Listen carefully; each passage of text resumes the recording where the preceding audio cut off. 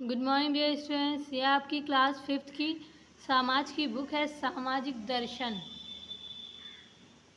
आज हम आप लोगों को इसका सेकंड चैप्टर है मानचित्र एवं मानचित्र का अध्ययन, मतलब कि हम मानचित्र के बारे में कैसे जान सकते हैं, उसके मतलब उसका क्या कार्य होता है, उसमें क्या क्या चीज़ें होती हैं, कौन कौन से देश होते हैं, मतलब राज्य होते हैं, ज़िले होते हैं, ये सब के बारे में, और मानचित्र कैसे बनाए जाते हैं, इन सब चीज़ों के बारे में हमें आज पढ़ना है और जानकारी हासिल करनी है। चलिए स्टार्ट करते हैं।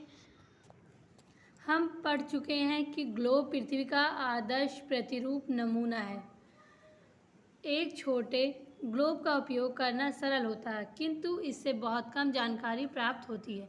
परंतु इतना बड़ा ग्लोब बनाना कठिन है जिस पर पृथ्वी के प्राकृतिक दृश्यों, विभिन्न देशों के छोटे छोटे स्थान दर्शाए जा सके। ग्लोब पर पर्वतों की ऊंचाई या विभिन्न स्थानों की समुद्री तल से ऊंचाई प्रदर्शित करना भी कठिन होता है।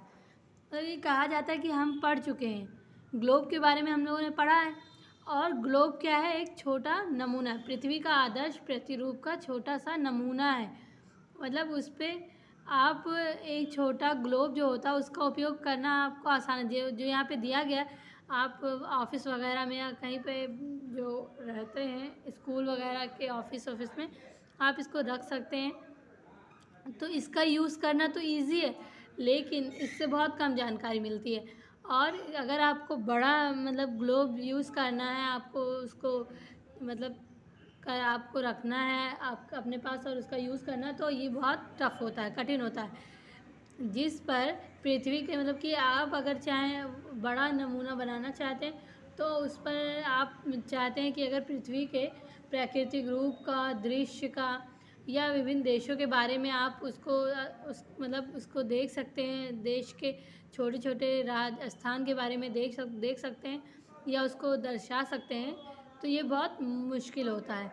और पर्वतों की ऊंचाई और अलग अलग जगहों की समुद्र तल की ऊंचाई अगर आपको मतलब उस पर दर्शाना है तो आप नहीं दर्शा पाएंगे। उस पर आपको बहुत बड़ा ग्लोब बनाना पड़ेगा और फिर उसको यूज़ करना बहुत टफ होता है। हम अधिक से अधिक जानकारी प्राप्त करना चाहते हैं, मानचित्र उपयुक्त समस्याओं को हल कर सकते हैं। मानचित्र पर गांव, नगर, जिले तथा राज्य जैसे छोटे स्थान भी दर्शाए जा सकते हैं। साथ ही मानचित्र का उपयोग भी सरल होता है, मतलब कि हम अगर चाहें तो अधिक से अधिक जानकारी हासिल कर सकते हैं मानचित्र के द्वारा, क्योंकि मानचित्र पर आप किस मतलब जगहों के बारे में, नगर के बारे में, गांव के बारे में, जिला, राज्य और छोटे से छोटे स्थान को आप दर्शा सकते हैं आसानी से। और साथ ही आप मानचित्र का उपयोग कर सकते हैं आसानी तरीके से। मानचित्र किसी समतल वस्तु पर संपूर्ण पृथ्वी या पृथ्वी के किसी भाग का रेखा चित्र होता है। हम विभिन्न प्रकार के मानचित्र तैयार कर सकते हैं। मानचित्र को मोड़कर तह लगा सकते हैं तथा इसे पुस्तक में भी छाप सकते हैं। हम मानचित्र को अपने साथ किसी भी स्थान पर ले जा सकते हैं, मतलब कि मानचित्र जो है आप उसको एक बराबर जगह पर, आप किसी बराबर वस्तु मतलब किसी भी बराबर चीज़ पर आप आसानी से पृथ्वी या पृथ्वी के किसी भी भाग को आप रेखा मतलब पेंसिल वगैरह पेन से जिससे चाहे आप उसे रेखा कर सकते हैं, रेखा चित्र कर सकते हैं। और उसको अलग अलग प्रकार से मतलब मानचित्र आप तैयार कर सकते हैं। अलग अलग तरीके से तैयार की जाती है मानचित्र। आप उसको मोड़ कर तह लगाकर अपनी जेब में या कहीं भी पुस्तक वगैरह में छाप सकते हैं, रख सकते हैं। मानचित्र को हम अपनी किसी भी स्थान पर ले जा सकते हैं। मानचित्र पर विभिन्न विषयों से संबंधित जानकारियाँ दर्शाई जा सकती हैं। किसी मानचित्र पर विभिन्न फसलों, खनिजों तथा उद्योगों वाले क्षेत्र और यहाँ तक कि यातायात के विविध साधन भी दर्शाए जा सकते हैं। मतलब कि कहा जाता है कि जो हमारा मानचित्र है उस पर आप किसी भी विषय में जानकारी आप दर्शा सकते हैं, मतलब कि राइट कर सकते हैं, बना सकते हैं और लिख सकते हैं। और फसलों के बारे में, खनिजों के बारे में, उद्योग के बारे में, यातायात साधनों के बारे में आप उस पर जानकारियाँ दर्शा सकते हैं। मानचित्र यहाँ देखें आप, यही हमारा मानचित्र होता है, ये भारत का नक्शा जिसको कहते हैं। मानचित्र किसी निर्धारित पैमाने के अनुसार किसी बड़े स्थान को संकेतों द्वारा कागज़, कपड़े या समतल स्थान पर छोटे रूप में प्रदर्शित करना मानचित्र कहलाता है। मानचित्रों की पुस्तक एटलस कहलाती है, मतलब कि जो हमारा मानचित्र है उसकी एक पुस्तक है, उसको क्या कहते हैं? एटलस। और किसी निर्धारित मतलब कि किसी भी निर्धारित पैमाने के अनुसार अगर मतलब किसी एक निश्चित पैमाना है उसके अनुसार आप पहले नाप लें। और किसी भी बड़े स्थान को अगर आपको बनाना है मतलब संकेतों द्वारा बनाना है, कागज़ पे बना सकते हैं, आप कपड़े पे बना सकते हैं, और किसी बराबर जगह पे या किसी बराबर चीज़ पे आप बना सकते हैं मानचित्र। और मानचित्र की पुस्तक को एटलस कहते हैं। किसी मानचित्र पर विविध संकेतों, चिन्हों, रेखाओं, बिंदुओं एवं रंगों का प्रयोग किया जाता है। यह मानचित्रीय भाषा कहलाती है। इसकी सहायता से भौतिक, आर्थिक, सामाजिक विषमताओं संबंधी तत्व दर्शाए जाते हैं। देखें आप यहाँ पे कि यहाँ पे कुछ संकेत द्वारा दिए गए हैं, कुछ चिन्ह द्वारा बनाए गए हैं। यहाँ पर मतलब संकेत रेखा यहाँ पे देखिए आप, ये रेखा ऐसे ऐसे खींची गई है। अब बिंदु बनाए गए हैं, देखिए यहाँ पे एक गोल गोल से बिंदु हैं। और रंग देखें आप, कलरफुल है कि नहीं, कलरफुल हो गया। तो ये ऐसा करना, ये क्या है, मानचित्रीय भाषा होती है।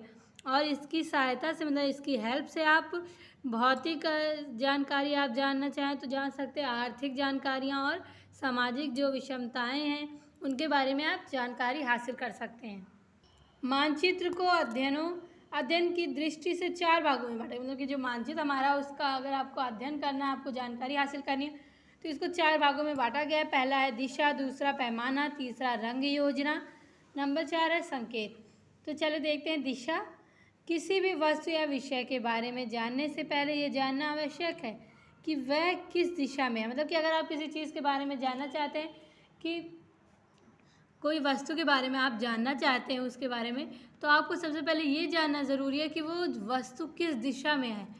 तो मानचित्र में सबसे ऊपर दिशा उत्तर, ठीक उसके नीचे दिशा दक्षिण दिशा दर्शाई जाती है। मानचित्र पढ़ने वाले के बारे में बाईं ओर पश्चिम और दाईं ओर पूर्व दिशा को दर्शाया जाता है। मतलब कि अगर आपको जानकारी हासिल करनी है तो आप पहले जान लेंगे कि मानचित्र के जो ऊपर होता है, सबसे ऊपर, वो उत्तर की दिशा होती है, नीचे दक्षिण की होती है, और बाईं तरफ पश्चिम और दाईं तरफ पूरब होता है। भारत के मानचित्र में उत्तर दिशा में जम्मू कश्मीर, दक्षिण दिशा में कन्याकुमारी, पश्चिम दिशा में गुजरात, पूरब दिशा में नागालैंड। मतलब कि जो हमारे भारत देश में मानचित्र है जो, उसके अनुसार लोगों को मतलब लोग जानकारी हासिल करते हैं, पता लगाते हैं कि मानचित्र के उत्तर दिशा में क्या है, जम्मू और कश्मीर हमारा है। फिर क्या है, दक्षिण में कन्याकुमारी है, और फिर उसके बाद पश्चिम में है हमारा गुजरात, और पूरब दिशा में क्या है, नागालैंड है। तो ऐसे चारों दिशाओं में चारों शहर है। पैमाना, अब नेक्स्ट हमारा पैमाना। मानचित्र के आकार भिन्न भिन्न रहते हैं। ये संसार हज़ारों लाखों किलोमीटर में फैला हुआ है। ऐसी स्थिति में इन्हें छोटे से कागज़ पर समझने के लिए हमें पैमाने की आवश्यकता पड़ती है। मानचित्र विशेष स्थानों की दूरी समझने के लिए सभी मानचित्रों के एक कोने में उस मानचित्र का पैमाना दिशा रहता है। अधिकतर मानचित्र में 1 सेंटीमीटर बराबर 100 किलोमीटर का पैमाना निर्धारित किया जाता है। तो जो हमारा मानचित्र है वो अलग अलग आकार का होता है, मतलब अलग अलग तरीके का होता है, क्योंकि लोग मतलब कोई लोग बड़ा बनाते हैं, कोई छोटा बनाते हैं, और इतनी ज़्यादा जानकारियाँ उस पर दर्शाने के लिए, उस पर दिखाने के लिए, तो कभी कभी लोग मतलब एकदम साफ साफ बनाते हैं, कभी बहुत ज़्यादा छोटा बनाते हैं जिससे थोड़ा गंदा लगता है। इसलिए मतलब अपने हिसाब से लोग बनाते हैं, छोटा और बड़ा, इसलिए क्योंकि हमारा जो संसार है वो हज़ारों लाखों किलोमीटर में फैला हुआ है, और उसको एक छोटे से कागज़ पर दर्शाना ये मामूली बात नहीं है, और उसको दर्शाने के लिए हमें पैमाने की ज़रूरत पड़ती है। और मानचित्र में जो विशेष दूरी होती है उसको समझने के लिए, मतलब कि कोई दूरी है आप उसको समझना चाहते हैं तो उसको आप मानचित्र में कैसे समझेंगे कि जो मानचित्र हमारा वो 1 सेंटीमीटर बराबर होता है 100 किलोमीटर का पैमाना। यहाँ पे उदाहरण दिया गया है आपको समझाने के लिए। माना कि घर में आपका गांव 450 किलोमीटर है, तो उसको मानचित्र में दर्शाने के लिए 100 किलोमीटर बराबर 1 सेंटीमीटर पैमाना निर्धारित करेंगे। इस प्रकार 450 किलोमीटर की दूरी 4.5 सेंटीमीटर द्वारा मानचित्र पर प्रदर्शित की जाएगी। मतलब कि आपको बड़ी मतलब संख्या को आपको छोटा उसको करना रहता है मानचित्र पर, क्योंकि देखें यहाँ पे उदाहरण दिया गया है कि आप मान लीजिए आपका जो घर है वो गांव में, मतलब घर से आपका जो गांव है वो 450 किलोमीटर दूर है और उसको आप मानचित्र पे उतारना है आपको। तो आपको करना होगा 100 किलोमीटर बराबर 1 सेंटीमीटर पैमाना। तो इस तरह आप 450 किलोमीटर की जो दूरी है आप उसको 4.5 सेंटीमीटर लिख सकते हैं आसानी से। मानचित्र पर ऐसे ही दर्शाया जाता है। संकेत। मानचित्रकार मानचित्र में विभिन्न वस्तुओं को प्रदर्शित करने के लिए विभिन्न संकेतों और चिन्हों का प्रयोग करते हैं। इन संकेतों और चिन्हों को समझना बहुत आवश्यक है। मानचित्र का अध्ययन करने में पूर्व हमें उस पर दिए हुए संकेतों और चिन्हों को भली भांति समझ लेना चाहिए। मतलब कि जो हमारा मानचित्र है, उसके जो बनाने वाले हैं मानचित्रकार, वो मतलब अलग अलग वस्तुओं को प्रदर्शित करने के लिए अलग अलग चिन्ह और संकेत देते हैं, जिससे आप आसानी से उसको समझ सकें और पहचान सकें। तो इसको आपको समझने के लिए आपको पहले चिन्हों को समझना पड़ेगा। तो देखें यहाँ लिखा है, मान लीजिए कि जिस स्थान पर हमें मानचित्र बनाना है उस स्थान पर रेलवे लाइन या पुल है, तो उसका वैसे ही चित्र हम मानचित्र पर नहीं बना सकते। इसके लिए पुल या रेलवे लाइन के विशेष चिन्ह हैं।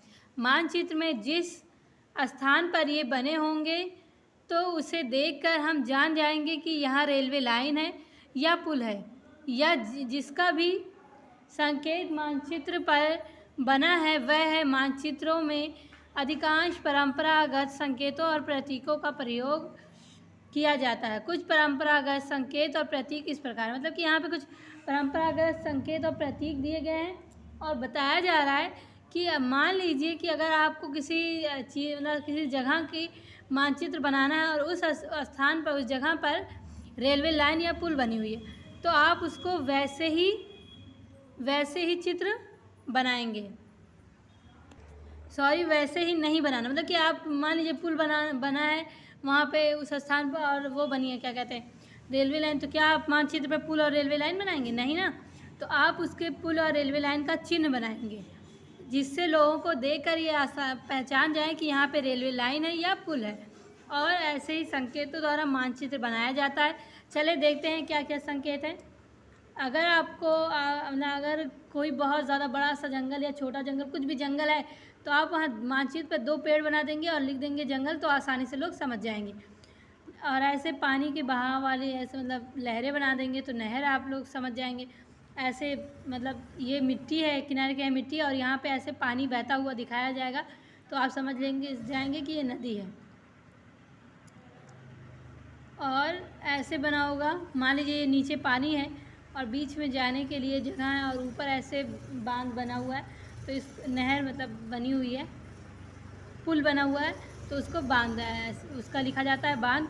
तो इससे समझने में आसानी होती है। ऐसे फैक्ट्री जो वो होता है, क्या कहते हैं, जो हमारे उद्योग धंधे होते हैं, औद्योगिक क्षेत्र होते हैं, उसका नहीं मतलब ऐसे सिंबल ऐसे ही होता है, निशान होता है। और ये हमारा शिप हुई जहाज़ पानी वाली, तो पता चल जाएगा कि वहाँ पे जहाज़ बनने का कारखाना है। नलकूप होगा तो नल होगा। और ये लोहा स्टील का निशान होता है, ये लोहा स्टील का कारखाना है। ये आपका कोयले की खान है, अगर ऐसे सिंबल दिया जाता है। ये आपका 2 रॉड है तो मतलब तांबे का कारखाना है। ये मैग्नीज़ है। ये वायु मार्ग, मतलब कि ये हवाई अड्डा है। तो ये सब निशान दिए जाते हैं। ये लोहे का निशान है। ये आपका रबड़ की बाग हो सकती है, और यहाँ कपास का खेत हो सकता है, कॉफ़ी की पूरी बाग हो सकती है। तो ऐसे ही निशान बनाए जाते हैं उस पर मानचित्र पर, कि जिससे लोगों को समझने में, पहचानने में आसानी हो, इजली तरीके से लोग समझ सकें। तो आज की हमारी वीडियो यहीं पे कंप्लीट हो रही है। आप लोग इसको अच्छे से मतलब रीड करें, समझें। नेक्स्ट वीडियो में हम इसके आगे आप लोगों को बताएंगे।